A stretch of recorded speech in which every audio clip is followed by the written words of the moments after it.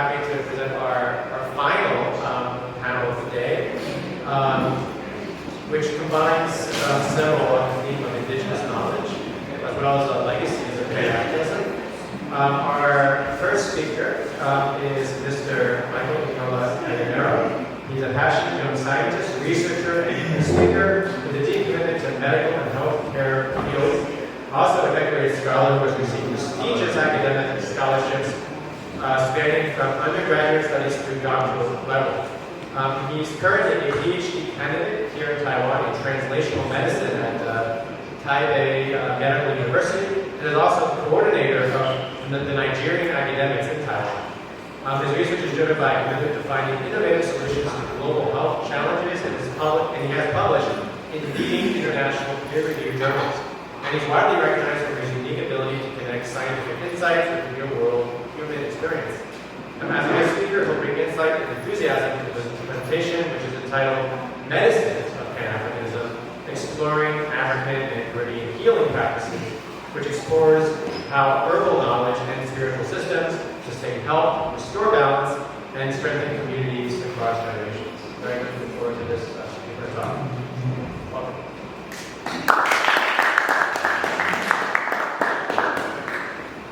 Thank you for the introduction. Hello, can you all hear me? Yes. Okay. Basically, I'll be discussing something different from what we have had since morning, and I'll be talking more of Medicine of Pan-Africanism. How both of them interwoven together, how they connect, and what we can actually do about medicine and the way forward. So I'll be fast about it.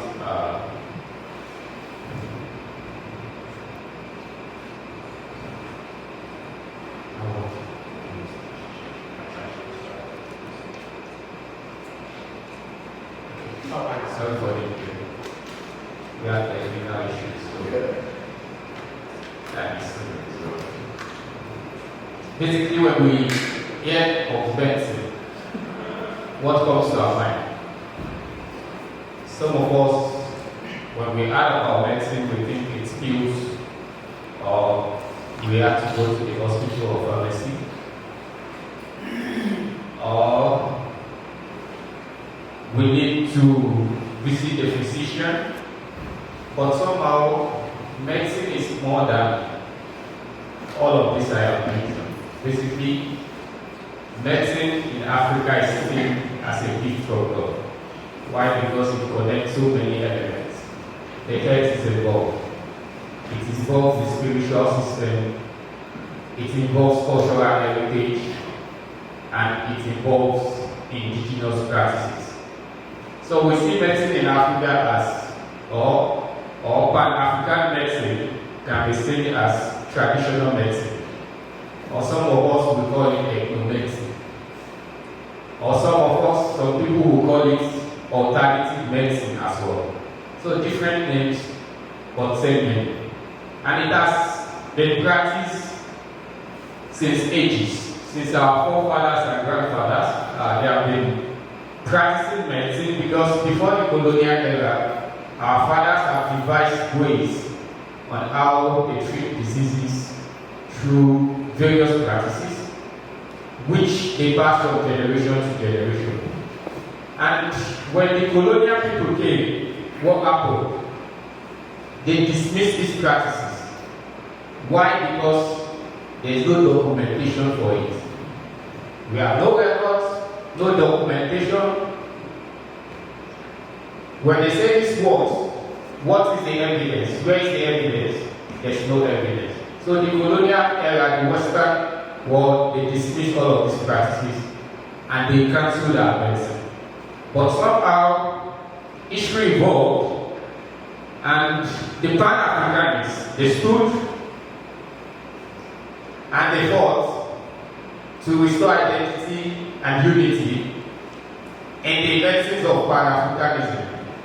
But somehow, they did their best, and they are still trying, which some of their efforts were not in vague. But recently, there's the advent of documentation because traditional medicine and herbal medicine, which we will call it, have found a way to solve all of these problems. Why? They have started documenting all of this, their evidences, and that was why the Pan-African Medical Journal was created, which is a peer-reviewed journal where we can all publish works or evidences that originated from Africa. Basically, this is how it evolved.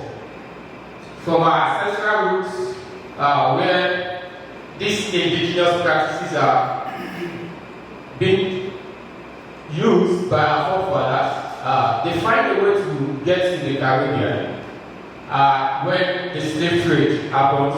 And some of our mothers and grandmothers, what they do was that because they are being enslaved, they start to carry seeds in their hairs, in their bags, and as a result of that, it gets to the Caribbean and the rest of the world. So I will tell you categorically today that Africa is more older than the Caribbean. And Africa has the oldest, or practice the oldest medicine in the whole world. Because even the Western world adopted from us. And if we look at this, how does medicine actually evolve in Africa? There's one thing that happened that we should not forget in Africa. There is the human body. But somehow the human body consists of the physical being, the spiritual being, moral aspects, and also the social aspect of it. All of this makes the human body. So in Africa, African medicine sees healing process in all of these four phases. If there is a difference in one, whether in the physical aspect, then illness occurs. And also, if all of these are present, then we could say it's an optical healing because you have to be physically fit, you have to be mentally sound, you have to be spiritually fit, and also you have to be socially fit as well. So healing in African system involves these four processes.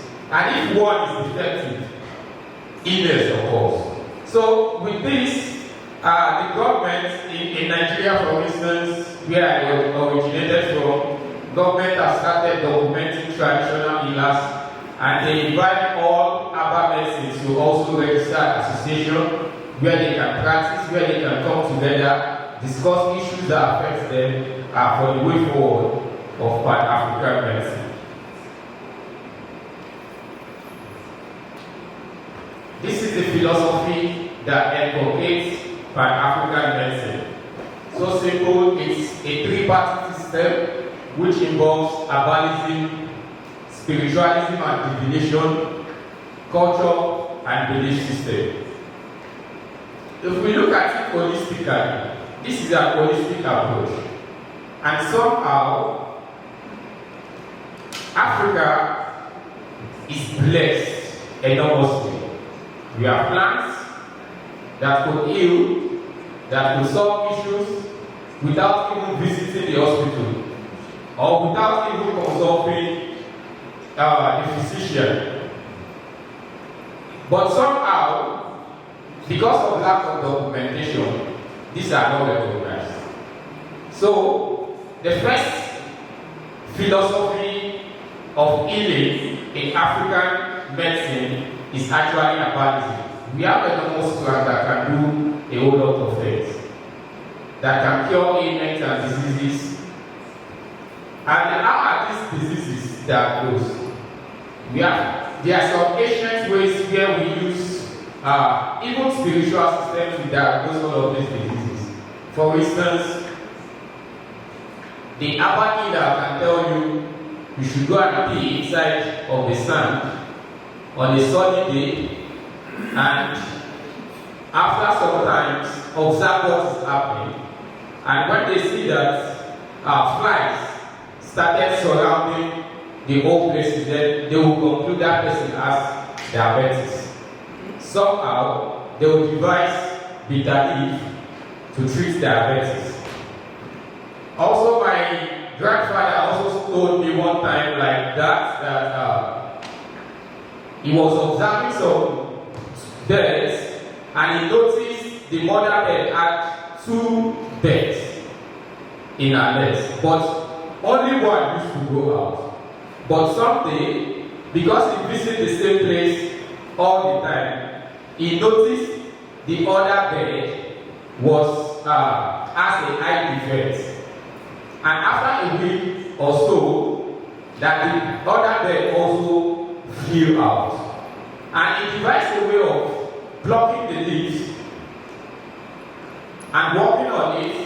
And could you believe this leaf is actually used now to solve conjunctivitis, eye disease. Africa is so blessed. That's herbalism. There's papaya that can cure neurodegenerative diseases. There's eggplant that can cure liver diseases and are well documented. Now, which is the spiritualism and divination part of it? Then our ancestors, they consult oracles. Mr. Gandhi, then I happened to miss his presentation, but somehow he demonstrated how Ifa can be used to consult the gods. That is spiritual. And then the herbalists, we would call them then, or the traditional healers then, they use all of these things to actually devise solution to sicknesses and ailments as well. At times they will tell you the only thing you need is to go and have a water bath. Go dip yourself in the sea. Sometimes they will tell you, oh, you need to dance. You know, Africans are so energetic. And when you are singing, you are not dancing enough. You need to dance. And you see people who surround you and they start drumming, and before you know, healing will happen. There are some, they will put their concussions in a bucket and they will ask you to cover yourself. Let the steam get into your body system. And with this, you'll be free from fever. Somehow, also, when they do all of these things and it's not working, say, oh, maybe you have been witchcrafted, voodooism. But now, all of these practices are stopped. Why? Because life has advanced past voodooism. But then, it's something that is happening. Culture and belief. They ask you, do you believe this will actually work?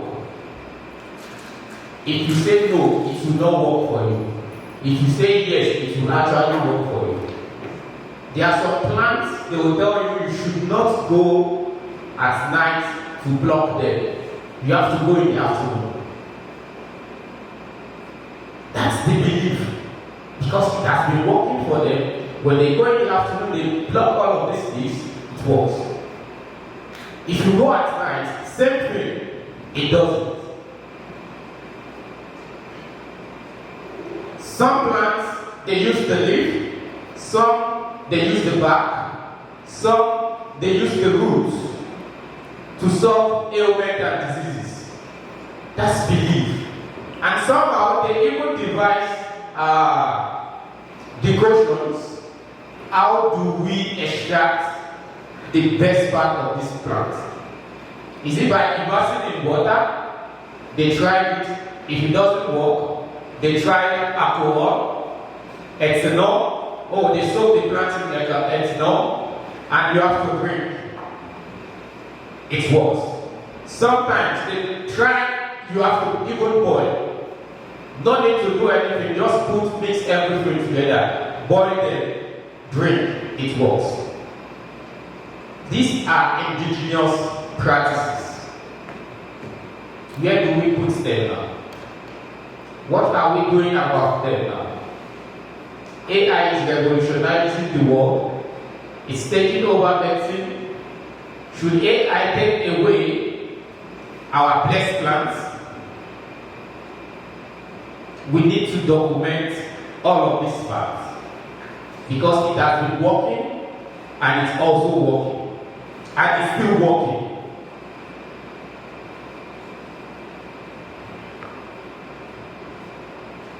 Way forward, what should we do?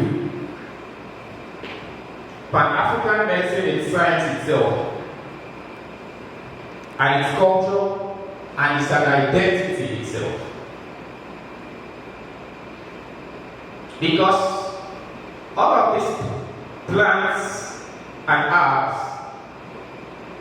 what makes them work is actually not the plant itself. There's something inside that makes it work, which are the pharmaceutical ingredients, or we call phytochemicals now.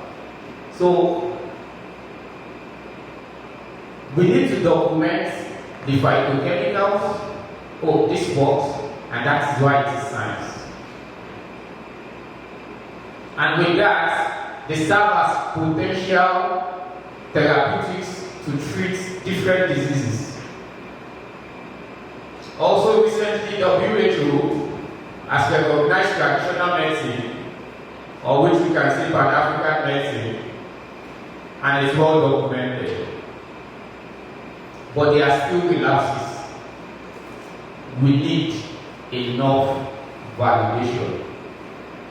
Africa is so blessed with a wide and enormous plant. Have we all exploited the plants? No. So I urge us, we need to collaborate.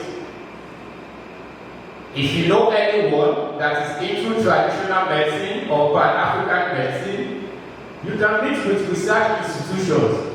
This thing has been working. They can research about it to solve solutions. Also, there is need to bridge ancient knowledge and innovation.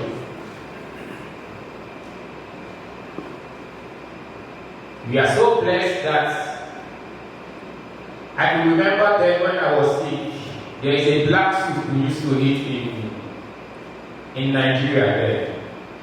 Whenever they cook the black soup, even if I had typhoid fever, within a day or two, I'll be back on my feet. At times, you have cough, they will tell you take alligator pepper. Count like 9. If you are a male, count 9. It's just 9. Drink 1 shot of ogogo, we call it local gin. It will flush it down, and before you know, your cough don't go. If you are a female, they will tell you count just 7. Why is 9 working for male and 7 working for female? Something they there, but spirits they there. Wow. So it is interdisciplinary, and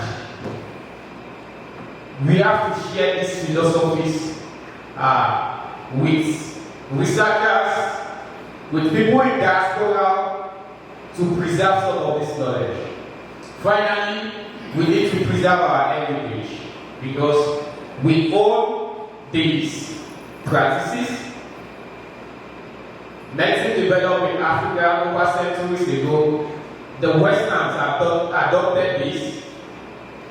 Even recently, there is Chinese traditional medicine and herbal medicine, which is also revolutionizing the world now. So there is need for us to create courses in our institutions. Herbal medicine, alternative medicine. The younger ones will study it. And once they study it, they know it. And they pass it down to generations as well. Governments should also help matters. Our government should also help matters. Why? Because of their policies. Some of these urban healers, they come with certain policies that, oh, this your thing is not documented, this your drug is not documented. It used to happen in Nigeria very well. NAFTA could run after them, and the local person, the only thing he or she has to do is maybe sell on the ground locally. Government should also establish associations that can invite all the urban healers, traditional healers, and we can begin to document some of these things. Why? Because there is limited clinical validation on some of our plants, which we need to restore. Thank you. I would like to acknowledge African Caribbean Advocate Sinica, my school, which is Taipei Medical University, and Waresa, also Mr. Gadi, Oyedele, Mr. Derek, and Jode from Kingston. They have been good. Thank you.